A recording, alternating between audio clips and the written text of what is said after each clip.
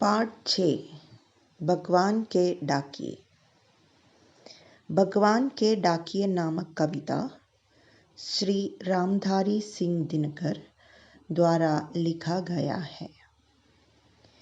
इस कविता के माध्यम से कवि पक्षी और बादल को भगवान के डाकिए मानते हुए कह रहे हैं कि पक्षी और बादल संदेशवाहक है, जो संदेश को सर्वत्र पृथ्वी पर एक दिशा से दूसरी दिशा में पहुंचाने का कार्य करते हैं। तो आइए हम पढ़ते हैं भगवान के डाकिए। पक्षी और बादल ये भगवान के डाकिए हैं, जो एक महादेश से दूसरे महादेश को जाते हैं। हम तो समझ नहीं पाते हैं, मगर उनकी लाई चिट्ठियाँ, पेड़ पौधे, पानी और पहाड़ बाजते हैं। क्या कुछ इस प्रकार है। कवि के अनुसार पक्षी और बादल ईश्वर के डाकिए हैं।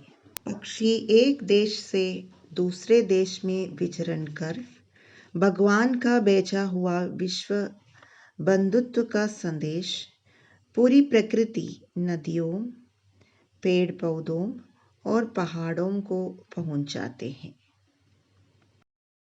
हम तो केवल यह आंकते हैं कि एक देश की धरती दूसरे देश को सुगंध बेचती है और वह सौरभ हवा में तैरते हुए पक्षियों की पंखों पर तिरता है और एक देश का बाप दूसरे देश में पानी बनकर गिरता है।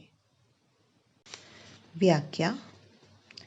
कवि समझाते हैं कि पृथ्वी पर एक स्थान के फूलों की सुगंध हवा में तैरकर या पक्षियों के पंखों के द्वारा दूसरे देश को जाती है। एक देश की नदियों, तालाबों का पानी बाप बनकर उड़ता है और दूसरे देश में बरसता है। इसका अर्थ है, प्रकृति किसी बंधन में बंधी हुई नहीं है और ना ही अपने पराये का भेदभाव रखती है।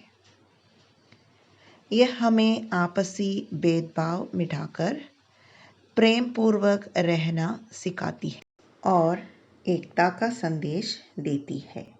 धन्यवाद।